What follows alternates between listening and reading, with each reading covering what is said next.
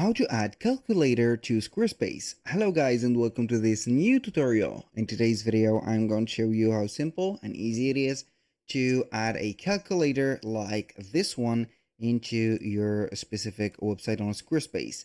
So basically we're going to head over this website, but basically I will go ahead and put the code that we're going to find in this video into the description section, so we do not need this example or this website. So I'm going to be heading over squarespace.com, sign in for an account, click on account dashboard, select the website that we want, click on the website, and we're going to wait for the website editor to load up. So we can go ahead and click on pages and select the page where we want to add the calculator. Basically we're going to click on edit. So I'm going to add a blank section because I need only a blank section to do that. Now what we're going to do is to add a block, and this block is going to be a code. So we are going to make it like that at least. Double tap or click on the pen tool, and we are going to delete the message here. We're going to put this code that I have here into the description section that I am going to put for you and implement it just like that. So as you can see, this is going to be a functional calculator. And if we want to click on save, it is going to be normally working normally. So we can go ahead and put the numbers and also put some, let's say here, simple operations like the multiplication, also the specific equations, and simple ones, you know. So we can go ahead and add it just like that. And in case you do not find it working, you can go ahead and find other calculators. You need only to head over Google and type in a calculator, for example, HTML, for example, code.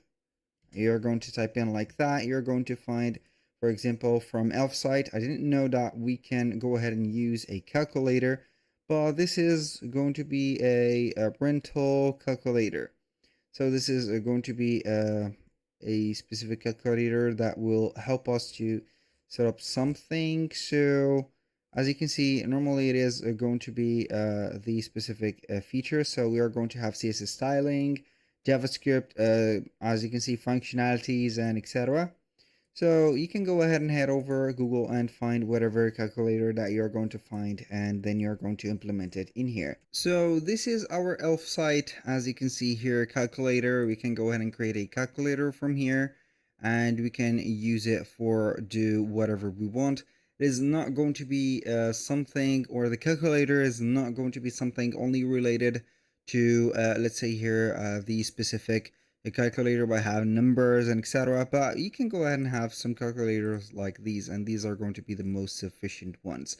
So you can set up the category for the cost calculation, the finance calculation, and etc. Click on continue with this template. So we're going to have it just like that. Now we are going to have the fields. So what are we going to do from here is to add the fields, or put the fields where, or what can we do for it. For example, this is, as you can see, a car rental cost calculator. We can go ahead and change it to whatever we want. For example, you're going to set up the rental days, or the labels and the hints, for example, the max values, the numbers, the format, the conditional logic if you want. Also for the fields, they are going to be something like that. You can change the style for the font, for example, the background, the text colors, and etc.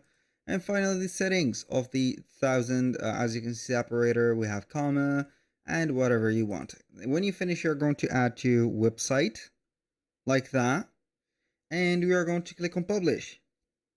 We're going to use the free plan as always.